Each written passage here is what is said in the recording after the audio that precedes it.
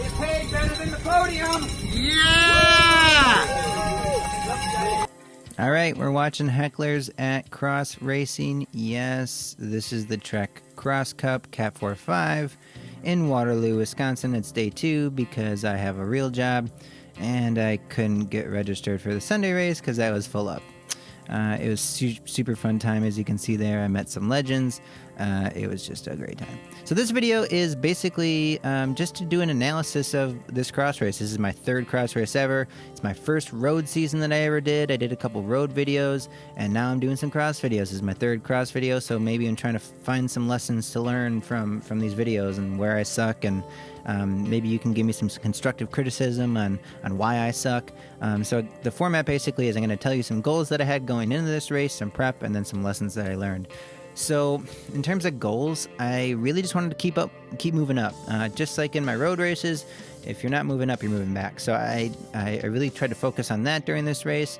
Just keep moving up. I really selected some spots during the course scouting that sort of helped me with that, and then also cornering. So I'm not really the best at cornering in road races, and especially in crits, it's super vital in crits to do well in cornering.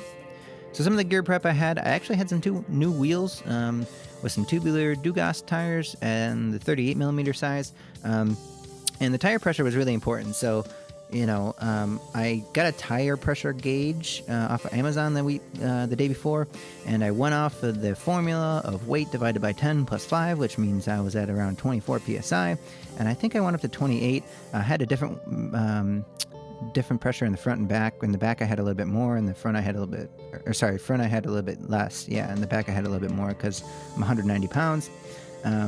And so the other thing is I put a new cassette on those wheels from the 1128 I had because I was really in the smallest gear in that cassette. And so when I got the new wheels, I put on the 1136.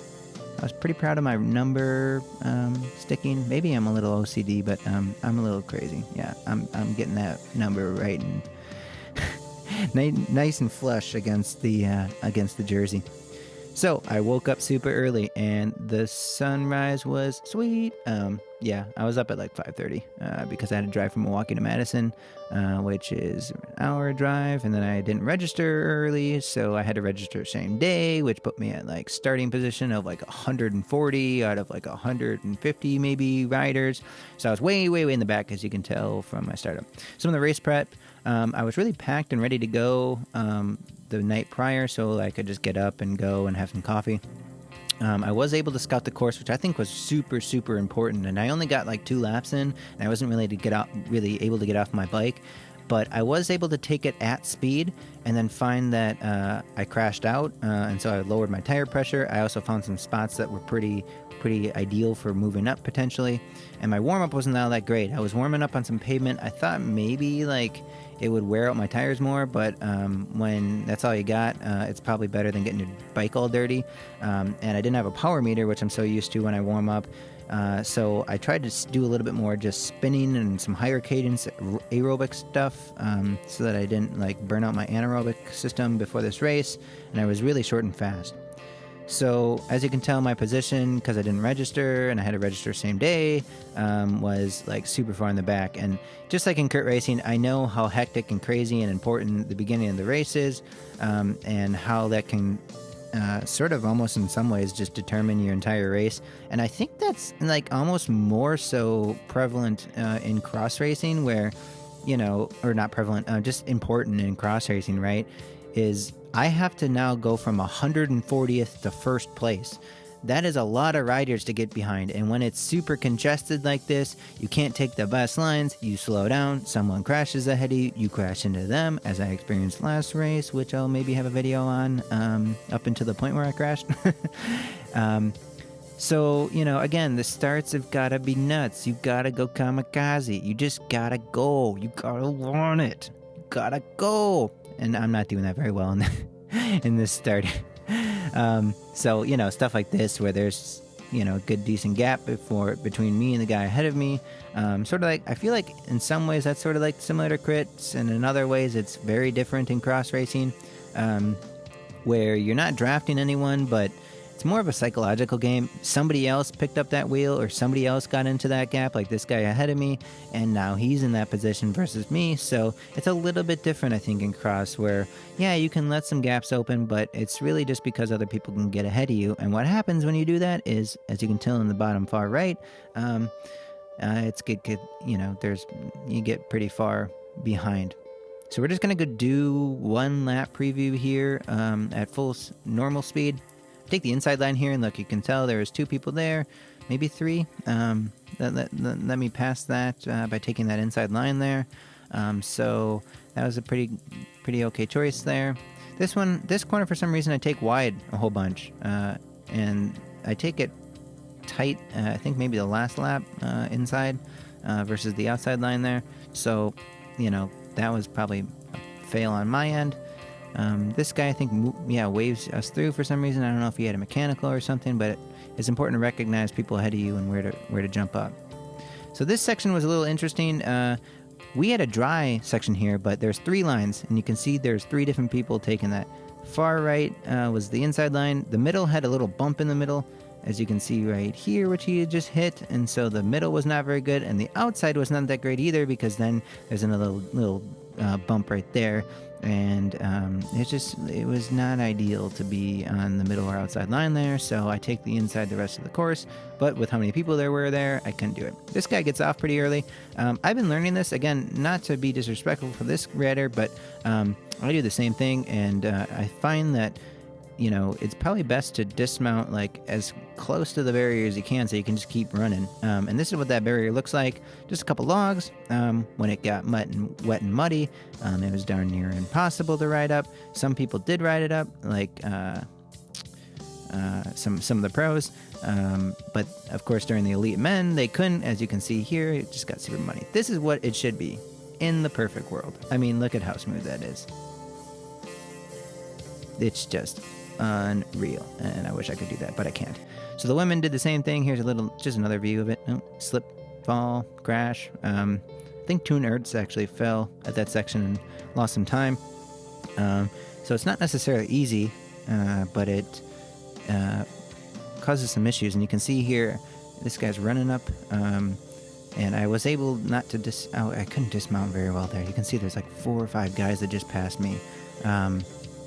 Yeah, that was a really poor remount. So I really gotta practice that. Oh, look, the World Cup says go that way. Well, we're not cool enough, apparently.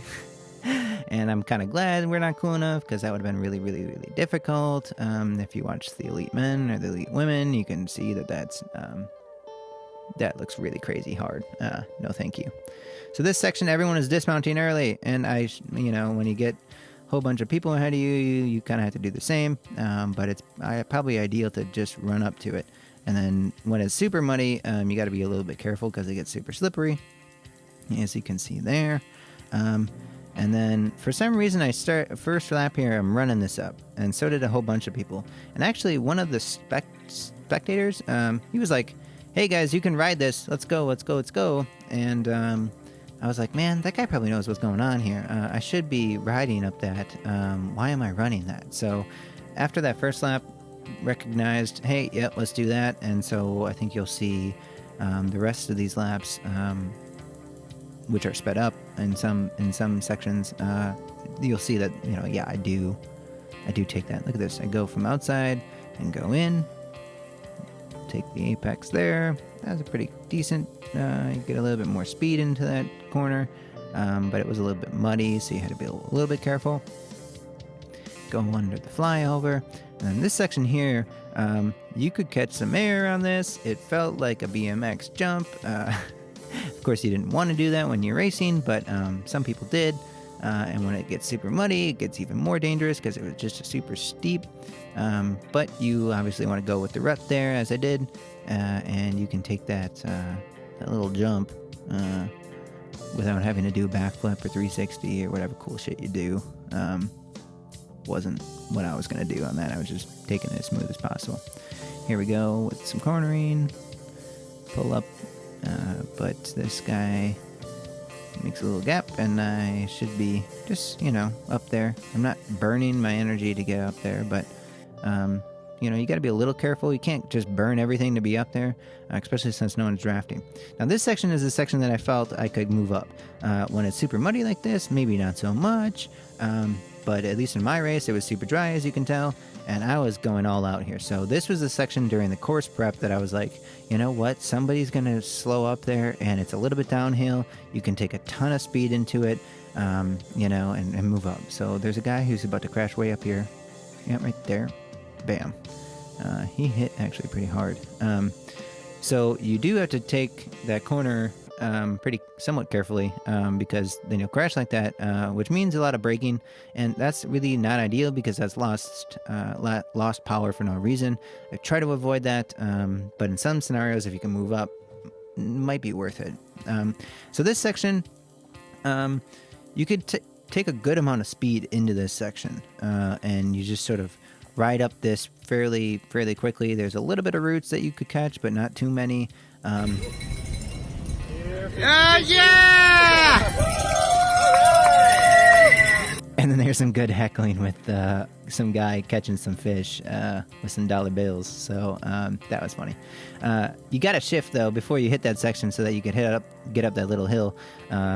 When it gets super muddy, the guys had to run up it, but you could easily bike up it when it's dry, and you really needed to sort of downshift a little bit to just rail that hill. Then you get into this section, which is a bunch of rocks. That's the specific rock you wanna aim for, and when you're running, you obviously don't need to aim for it when it's super muddy.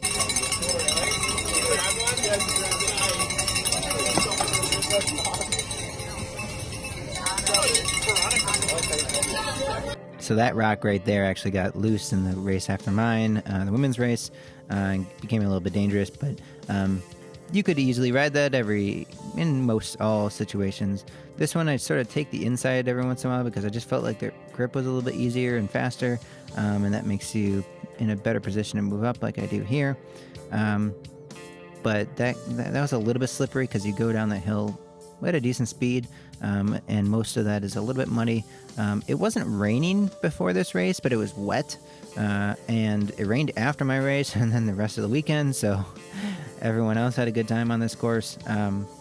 But this course was fairly dry. There were some sections, specifically turns and corners, that had some wet sections. And then you also got some sections with some cows, like you can see here, with some barriers in the background. And so this is the barrier section. Some people were bunny hopping it. Obviously not in the Cat 4.5, but you got to be careful about dismounting, and you can see how that goes here. And I think there's a couple times when I dismount early, and then the remounting is again one of my major problems. And this is a little bit of a hill, so maybe it's also part of a shifting issue that I should have been shifting before I even hit those planks, and then be able to take that slight little small hill a little bit easier. But my remounting is just, I don't know if it's like my pedals that I just can't clip into fast enough. I think I've got the jump down. I practiced the jump quite a bit for like the last maybe 2 weeks, because I've only been riding my cross bike for like maybe a month now, and most of that was just like trying to figure out the basics of riding in the grass and over like single track and stuff like that wasn't all that difficult. So this is again a pretty steep section that I could have downshifted. People were taking the outside there for some reason. There's a lot more laps that I take the inside line and actually do better, so I think I do that later. You can see here, this is the head of the race, I believe, maybe even after that, and their helmets were there. I didn't see that during the race, obviously, but you can see they're pretty far ahead because I still have to make a big loop around to them, like from where I was right there. Now there's a couple guys that passed me right there. I was sort of confused and surprised by that, because you pick up a good amount of speed, and then you have to sort of do that sort of deal on this corner if you're doing too much speed. So I just took that a little bit easier than maybe those guys wanted to do, and that could be a good thing, could be a bad thing. So that was one lap. A lot of this footage is also going to be sped up for some sort of boring parts. That part I took from the outside, went in, and that gives me a better position there, which I think I took that corner pretty well. But yeah, we're just going to sort of speed up some of the boring parts here, or not the boring parts, but just sort of parts that are not as interesting as others. This guy's about to spin out. Ready? Tokyo Drift. Ready? Whee! So that I caught up when I caught up to that guy. I was just giving him some encouragement. I was like, "Hey, man, you got this. Let's go. You got that. Nice move." Because when stuff like that happens, you just got to give some encouragement to the guys. Because if that happened to me, I would, my adrenaline would be flowing. I get all nervous. It's not ideal. So you need some other riders to give you some encouragement. That's not necessary in terms of race and tactic, but this is cross. Let's just be nice to each other. Call out some. So there, I was clearly doing some early dismounting for some reason, probably because I didn't practice enough off the race. But yeah, early dismounts are killing me, and then poor remounts. There we go again with an early dismount. Here you see that I did jump on the bike a little bit earlier than running up that hill like I did the first lap. So that was a little better. Here we go, inside line again, probably a little better.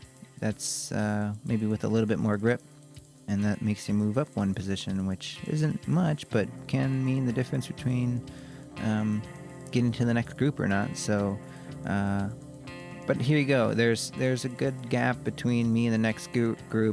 Part of this is psychological, right? I need to catch that group. I need to get to the next bunch of guys. I need to drop this guy on my wheel. There is a psychological game to cross that I think is more focused than maybe a crit. Because a crit you just need to be, on somebody's wheel. We're all taking the best ideal lines as much as possible. This is more, and then maybe some attacks are flying and whatnot in a crit.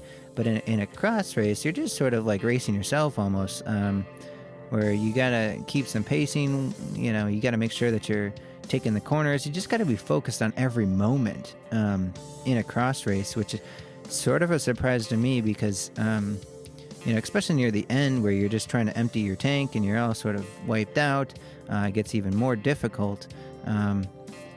And that's something I'm trying to learn here in these cross races, is just how to be focused enough and put enough power into the pedals to be empty by the end of the race. I'm really trying to gauge that a little bit more, where you just want to be dead on the ground.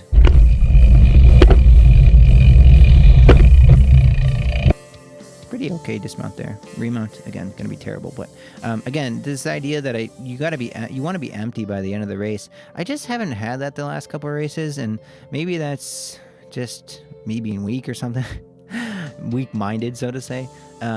Because if you got any energy left at the end of the race, you didn't do the race right?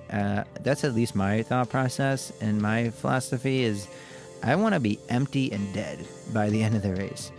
Here I go. I probably take an outside line here. Yep. So again, why do I take the outside? The inside is somewhat easier there. You'll see that maybe on the next lap. But back to this idea about crying on the ground after the race, huffing and puffing, just can't breathe. That's what I'm trying to get to. Because then I know I gave it my all. If you get to the end of the race and you're just like, ah la la, everything's great. Why are you even racing? You gotta die. You gotta get to the point where you're throwing up. You know what I'm saying? That's what I'm trying to do. And it's just disappointing at this race because I had so much energy at the end of this race. I was like, yes, there's this idea of conserving. Yes, there's this idea of when to blow up. But if you're not truly blowing up by the end of the race, it's sort of getting to me. So maybe I'm missing something. Let me know if there's some sort of trick to that, if it's just practice, if it's knowing your limits or whatever. But I'm trying to do that a little bit more. So this is pretty much the bane of my existence, is not moving up and not blowing up as much as I should be. So that's sort of where I was at the end of this race, is just a little bit disappointed that I could have maybe put a little bit more into this race. There you saw a pretty okay corner, caught up back up to this guy's wheel, but then I again failed to capitalize and move up. Pretty clean dismount there. Probably pretty okay remount there. But again, not moving up. There's a group of guys I think ahead of me. No, there's only like 3 here, so, or 4.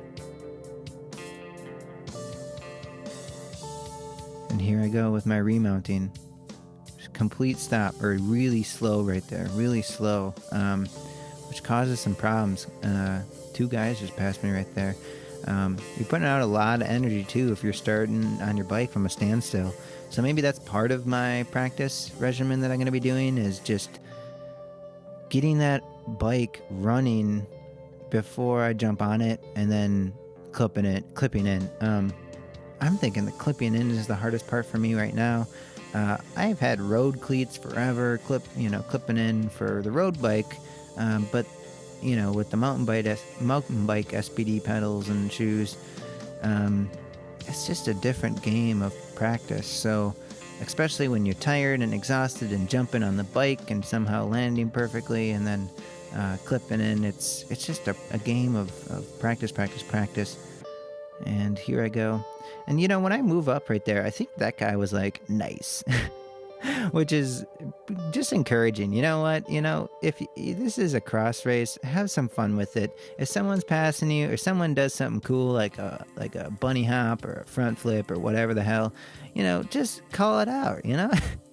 Just be like, nice. That's all you gotta say. One word, and you say it like that. You say it, nice. And then, you know what?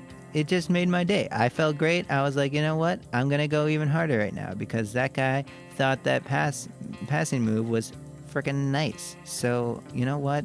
Sweet. So do that to other people. Be nice to others. Do unto others as you do unto yourself. Blah, blah, blah. Anyways, okay. So now we're past that.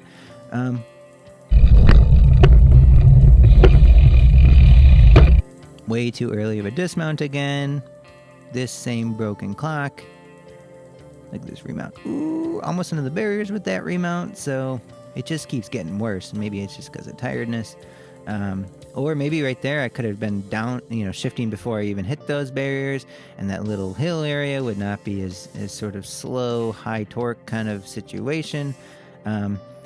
But definitely something I can practice. And it's even more difficult. Let's see what I do here on this corner. I think this corner I take the inside. Yep, here we go. So taking that inside, look at how much faster that is. I should have been doing that the whole race. And maybe that's where some of the scouting was important that I just didn't do. But the idea is, again, finding the best line that works for you, learning during the race what works and what doesn't, and trying to adapt to that. So, for example, that right there, I was like, you know what, I'm going to, take that inside line on that little technical section. And here we go, 1 lap to go. I think what happened when I realized there was 1 lap to go and I wasn't even close to empty, I thought, let's go kamikaze, let's just dive bomb every corner, pass everyone. And I think I had that mantra up until right after this section, but at this section I was like, you know what, I gotta move up. Screw this, go past everyone. So here's what I do. I do that, I call out to this guy, I'm saying, hey, I'm on your right. So he had a little bit of notice there. Obviously crank the brakes into this corner because I'm going too fast, and just, give it my all. And I think right about here was where I was like, let's rethink that strategy. I don't think I was tired. I just, there's just not very much, 3 guys up there and this guy I'm about to catch, or just on his wheel. Again, it's sort of like a psychological game of I need to beat myself, but, catch up to the next guy. Or look at this inside corner here. So learning and adapting during the race, that was a much better line than that long outside one that I took for whatever reason the other couple laps. So this idea of adapting during the race, here we go inside again. So yeah, adapting during the race is important. What did I do here? Okay, that was okay. Ooh, no, I was a little bit slow there. Yeah, so that remount was a little slow. There goes 1 guy. There goes 2 guys. So all those positions, you know, moving up positions maybe is not so much of finding spots on the course that you can move up or specifically tag as being fast. This guy rides this. Watch. Ooh, nice. I should have called out a nice right there. Missed opportunity. What am I thinking? I don't think I did. And look at my remount. I'm just like dead stop. Dumb. And that guy who was riding it, he just passed like 2 or 3 guys. So anyways, this will just sort of speed up to the end of the race here. But here are some of the lessons I learned. So as we were talking, the course scouting is important, but maybe part of this is less of just places to move up and just having good basics, and that helps you to move up. So maybe some of that discussion can go along those lines. The other thing is when to move up, whether it's sections or whether there's a slow rider you want to get around. Again, if you're not moving up, you're moving back and you're losing. So this is really important to try to figure out early for me, is moving up. Gaps are not quite as important, obviously, in crit races where you're sort of, drafting people, but more of a psychological game, at least in my mind, or allowing other people to get into those gaps where you could be. Cornering, obviously, basics, making sure you set yourself up for a good corner, and then making sure you have some grip through the corner, because when it gets a little muddy or wet, it's not going to work as well. Shifting early, huge deal on this course. Being in the right gear when you either remount or being in the right gear before a section that you're going to hit the hill or something, really important. And then not really dismounting too early, just getting the dismount and then running with the bike. Here I probably fail it. Let's see what I do. Oh, so maybe the dismount was okay, but the shifting early is important again here because, let's see, do I just slow, high torque, slow start there. So yeah, shifting is important. And then practice making perfect, right? Practice makes perfect. I wasn't empty by the end. My dismounts and remounts were terrible. I just need to practice, and I haven't had very long to do so because I've been so focused on the road season. And this is my first road and cross season, so cut me some break, people. The other thing I need to do is make sure you learn during the race. Psychological game, you got this idea that there's a group ahead of you, and then you probably want to register early so you can get a good start. So instead of, starting at 140 like I did, maybe you can sprint and beat this one last guy and get up to, I think I was like 50th, so maybe I moved up like 90 spots. But anyways, that's all I got. Thanks for watching. We got some more cross racing coming, and best of luck to everyone else. Thanks.